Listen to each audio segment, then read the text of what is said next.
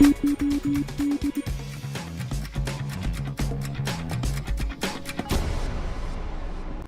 think it's time to go way back in time. All the way Way back. back. Before your time, Kevin. Even before us, even before the iPhone, which was 2007, way 2007. back. Before pictures, too. Yeah. So it's all just artist renderings that Yeah. I'm going to That's show right. you. But 250 years ago to the month is when the Revolutionary War began, and weather played a pivotal role in it, just like it does in many wars throughout our history. But again, since we're celebrating 250 years since the start of the War of American Independence, wanted to go over some of the key battles that weather played a role in. So in April 1775, Paul Revere's Midnight Ride let people know that the British were coming and that the battles of Lexington and Concord were the first armed battles of the Revolutionary War. So weather played a role right away. So heavy rains on April 18th made for soggy, muddy conditions as Paul Revere rode from Boston to Lexington, Massachusetts. April 19th was then a chilly and dry day, but the roads were still very muddy, and that impacted the British advance. As the British tried to move their cannons from Concord to Lexington, they got stuck in the mud and they had to leave those cannons behind. That helped the Americans to win the first battle in the Revolutionary War. Then we go into early 1776 with the Siege of Boston. So Henry Knox was asked to move American artillery through the extremely harsh winter weather and terrain from upstate New York all the way to George Washington's army in Massachusetts. Thanks to this advancement, like knowledge ahead of time to move this artillery, the Americans fortified Dorchester Heights, and then an early March snowstorm caused the British to call off their attack on Boston, and the British had to evacuate Boston in March of 1776. So a little bit of luck on their side, but also allowing them to fortify their artillery in eastern Massachusetts helped the British to then have to evacuate and try to attack New York. So the Battle of Long Island happened in August 1776. So after abandoning Boston, the British's next campaign was in New York. So the British attacked Brooklyn. With Washington's army caught off guard and outnumbered, this could have spelled trouble for the Americans. But only a series of fortunate events saved them. British ships were meant to cut off the Americans from their only line of retreat going westward, but the British ships never made it because there wasn't enough wind for them to get into that part of the western side of New York City.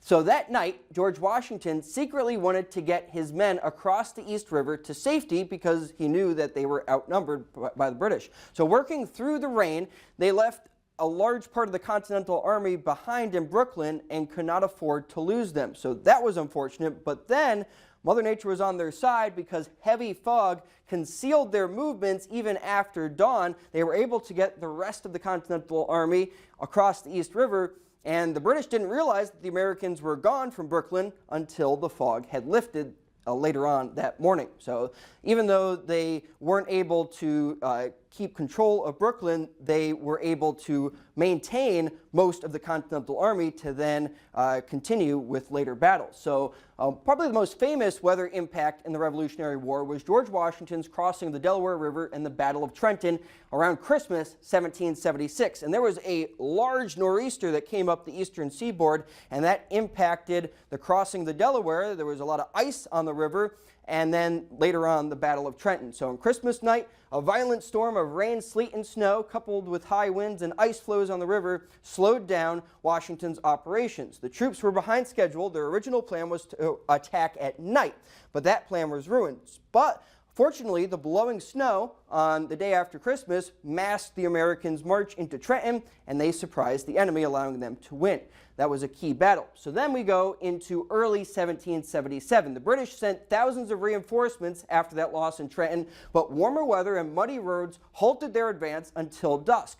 So the evening of January 2nd, temperatures dropped, freezing the roads. Overnight, Washington and his soldiers conducted a ruse to make it look like they were fortifying their position when many of his men were stealthily marching on the frozen roads, and that kept them a lot more silent, catching the British off guard and winning again that battle. So during the entirety of the Revolutionary War, we were in the Little Ice Age. Worldwide temperatures were much cooler, and that led to a bit of an uptick in extreme weather. So the winter of 1777 to 78 was particularly harsh, impacting troop movements and supplies. George Washington's army spent that winter in the encampment in Valley Forge, Pennsylvania, near Philadelphia, to try to spy on the British, but the cold and disease led to significant suffering and loss of life. Despite those hardships, it was a time of resilience and perseverance, and it led to the Army's transformation into a more disciplined and effective fighting force. But a couple winters later, it was even worse when